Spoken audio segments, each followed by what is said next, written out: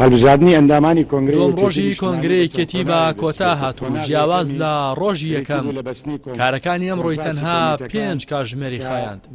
لا دوم ڕۆژی کۆنگرەدا ئەندامانی ئەنجومەنی باڵای سیاسیەکێتی پەسەند کرا کە لە ئەندامانی پێشووی مەکتەبی سیاسی پێک هاتوون ئەوانیش بریتین لە مەلا بەختیار، هێرۆ ئیبراهیم ئەحمەد، حاکم قادر حەمەجان، عمەر فەتاح، عەدنان موفتی، دلێر سەیمەجید، جعفەر شێخ مستەفا و ئەرسەلان بایز. جێیاماژەی ئەم ئەنجومەنە لە ڕۆژ یەکەمی کۆنگرەدا و بە دەنگدان یاشکرا. کۆسرەت ڕەسوڵ بە سەرۆکی هەڵبژێردرا. چاوەڕوانیش دەکرێت مەلا بەختیار بە جێگری سەرۆکی ئەنجومەنی سیاسی دیاری بکرێت. هەر لە ڕۆژی دووەمی کۆنگرا پەیڕەوی نێوخۆی یەکێتی پەسەند کرا. یاسین ڕەسوڵ وتەبێژی کۆنگرەی چوارەمی یەکێتی لە پەیوەندێکی تەلەفۆنیدا بە پەیامی ڕاگەیاند. بەدەنگی زۆرینەی ئەندامانی کۆنگرا پەیڕەوی نێوخۆی یەکێتی نیشتیمانی پەسەند کراوە کە لە 976 خاڵ پێک دێت. ناوبراو پەسەندکردنی پەیڕەوی نێوخۆی حیزبەکەی بە هەنگاوێکی گرنگ ناوبرد بۆ پێی بارودۆخ و دوایین گۆڕانکاریەکان و پێشکەوتنەکان تێیدا ڕەچاو کراوە. گەرچی دەبوو با دوو لە سەرسی دەنگی ئەندامانی کۆنگرا پەیڕەوەکە پەسەند بکرێت، بەڵام بە زۆرینەی دەنگی ئەندامانی کۆنگرا پەیڕەوی نێوخۆی یەکێتی پەسەند کراوە. بڕگەکانی پەیڕەوەکە نەخوێندراوەتەوە و هەموو پەیڕەوەکە بە یەکەوە دەنگی لەسەر دراوە. هاوکات ئەنجومەنی سەرکردایەتی گشتیش دەتوانن گۆڕانکاری لە پەیڕەوەکەدا بکەن. وتەبێژی کۆنگرەی چوارەمی یەکێتی وتیشی دەنگدان بۆ هەڵبژاردننی ئەندامانی ئەنجومەنی سەرکردایەتی گشتی بۆ سەعات 9 سەر لە بەیانی ڕۆژی سێمی کۆنگرا دواخراوە. ئەو هۆکاری دواخستنی هەڵبژاردنەکەی بۆ ئەوە گێڕایەوە تا ئامادەکاری باشتر بۆ بەڕێوەچوونی پرۆسەکە بکەن. هەروەها هەر ئەمڕۆ مەرجەکانی کاندیدی ئەنجومەنی گشتی پەسەند کرا کەوا بڕیارە سبێنێ 118 ئەندام هەڵبژێردرێن.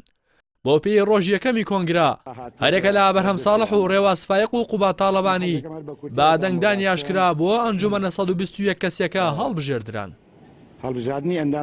بە پێی زانیاریەکانی پەیام سات بە سا لەگەڵ نزیکبوونەوەی وادەی هەڵبژاردنەکە ژمارەی کاندیدەکانی سەرکردایەتی گشتی لە کەمبوونەوەدایە و لە ئێستادا گەشتوتە 450 کەس کە لە سەرتادا نزیکەی 500 کەس خۆیان بۆ ئەنجومەنەکە کاندید کردبوو. پێدەچێت لەگەڵ وردبینیکردن بۆ کاندیدەکان ژمارەیان کەمتر بکات. لە مەرجەکانی کاندیدی ئەنجومەنی سەرکردایەتی گشتی یەکێتیدا هاتووە کاندید دەبێت خاوەنی بڕوانامەی پۆلی 12 ئامادەی بەرەوسەرەوە بێت و لە هیچ دۆسەیەکی گەندەڵی تێوە نەگلا بێت، با بابەتێکی ئابڕوبەرانە سزا نەدرابێت، ئاستی کارگێڕی مەڵبند بەرەوسەرەوە بێت و بەعسیش نەبوو بێت. لە ڕۆژی دووەمی کۆنگرا بەرهەم ساڵح سەرۆکۆماری عێراق بەهۆی ئاڵۆزی دۆخی عێراقەوە بەشداری نەکرد و بەرەو بەغدا گەڕایەوە.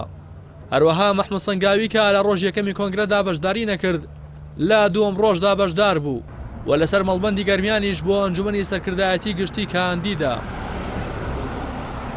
بەپێی دوایین زانیاریەکان تا ئێستا بەرهەم ساڵح یەکەم و کۆتا کاندیدا بۆ پۆستی سکرتێری گشتی. بڕیاری ژوایە کە چەند جێگرێکی هەبێت. سەرچاوەیەکی ئاگاداریش با پەیامی ڕاگەیاند هەرێکە لە بافڵ تاڵەبانی کوڕی جەلال تاڵەبانی سکرتێری کۆچکردووی یەکێتی و شاڵاو کۆسرەت کوڕی کۆسەرد ڕەسوڵ و ڕەفەت عەبدوڵڵاش ئەندامی پێشووی مەکتەبی سیاسی لە سەر پشکی کەرکووکیەکان کاندیدی سەرەکی جێگری سکرتێری ئایندەیەکێتی نیشتیمانین.